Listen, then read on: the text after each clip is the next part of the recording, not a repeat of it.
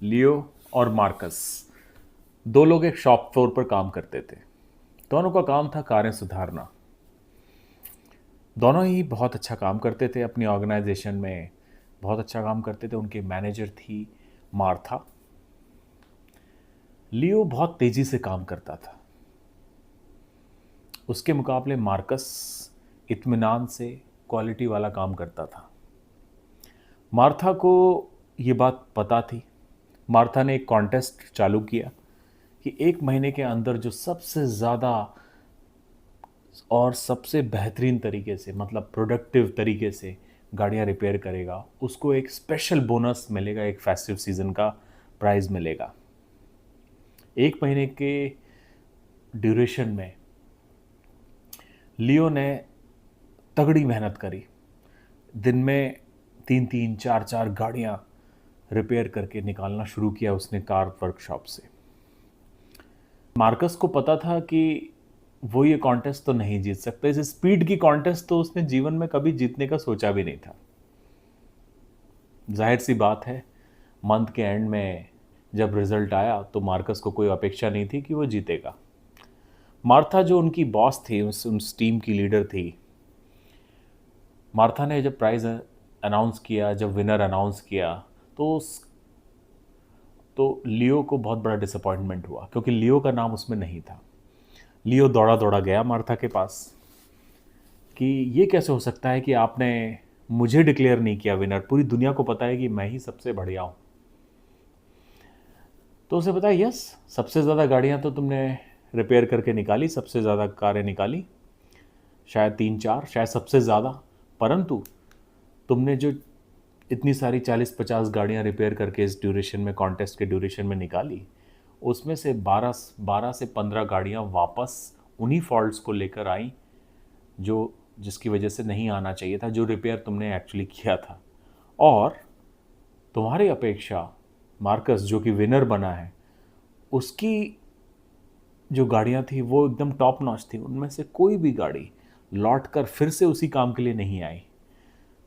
और लियो को मार्था ने कहा कि तुम्हारे उस काम में दूसरे लोगों को, दूसरे कई सारे मैकेनिक्स को काम में लगना पड़ा और उस तुम्हारे काम को फिर से उनको रिपेयर करना पड़ा।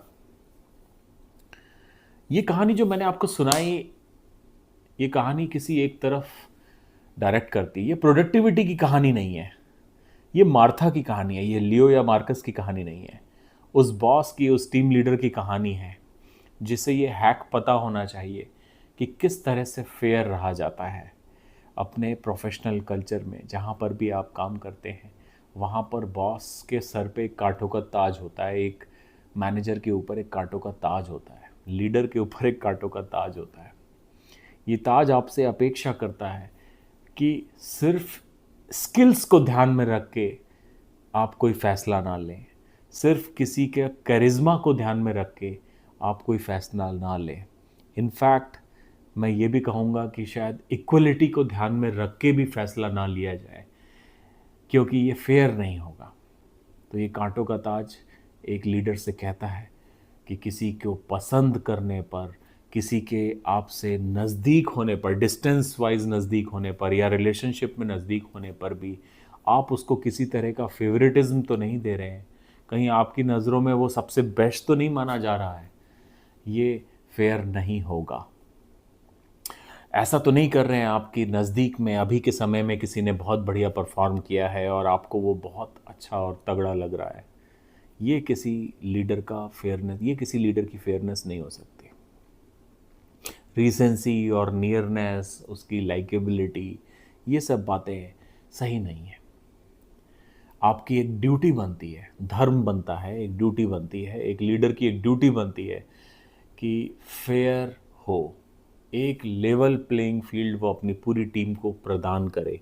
और ऐसी लेवल प्लेइंग फील्ड जहाँ पर अकाउंटेबल हों, सारे लोग अकाउंटेबल हों, अकाउंटेबिलिटी को लें, अपने अपने काम की अकाउंटेबिलिटी को लें और अपने काम से होने वाले इम्पैक्ट की तरफ ध्यान दें और अपने काम को जस्टिस दें, एक एक एक सोसाइटी को और दूसरे पार्टनर्स हैं, बिजनेस में स्टेक होल्डर्स हैं, उनकी तरफ एक जस्टिस की भावना रखें, फेयरनेस।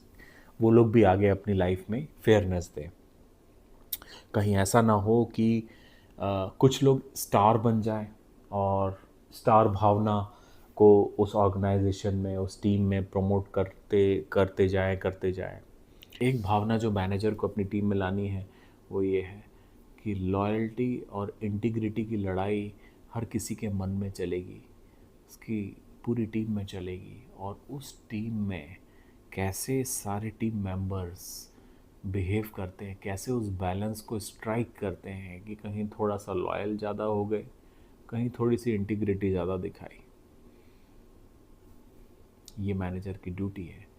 फेयरनेस आसान काम नहीं है, फेयरनेस कांटों का ताज है।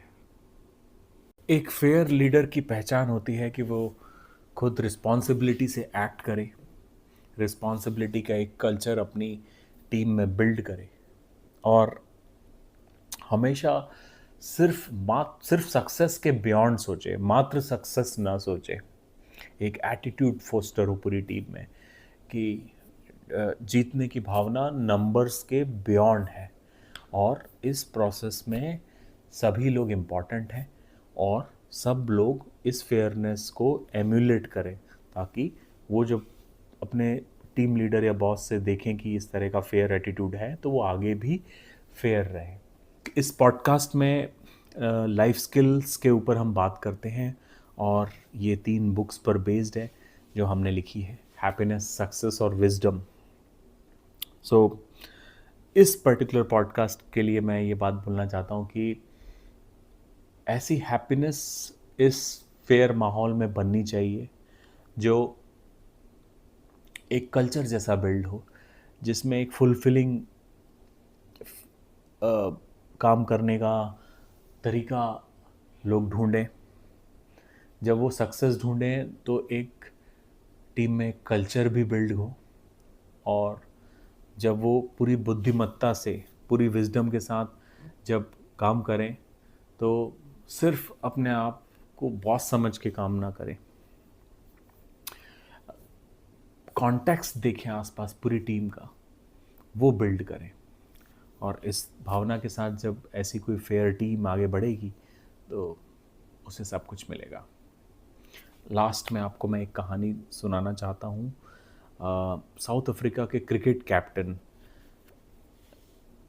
टेम्बा बवुमा ने 2025 में जब बहुत बुरा समय देखा, टीम हार रही थी, मार्च के वक्त की बात है, सब लोग सोच रहे थे इतनी बुरी तरह से साउथ अफ्रीका के हारने के बाद कि जिन लोगों की गलती है उन पे एक्शन होगा, और बवुमा जो कैप्टन थे वो सामने आएंगे, और सबको, आई थिंक बहुत सारे लोगों को अपनी पोजीशन छोड़नी पड़ेगी। कैप्टन्स यूजुअली ऐसा करते आए हैं, बट उन्होंने आगे आके बोला कि ये फेयर नहीं होगा, क्योंकि मैं खुद भी रिस्पॉन्सिबल हूँ और मैं खुद भी इस टीम का पार्ट हूँ। तो आगे से होने वाली प्रैक्टिस में बवुमा ने खुद भी अपने ऊपर भी ब्लेम लिया, और जो प्रैक्टिस और स्पेशल सेशंस ऑर्गेनाइज कराए टीम के, उन सभी में उन्होंने खुद पार्टिसिपेट किया, कि उन्होंने कहा कि मुझे भी जिम्मेदारी लेनी पड़ेगी, जो कमी मैं सब में पॉइंट आउट कर रहा हूँ वो मेरे में भी है।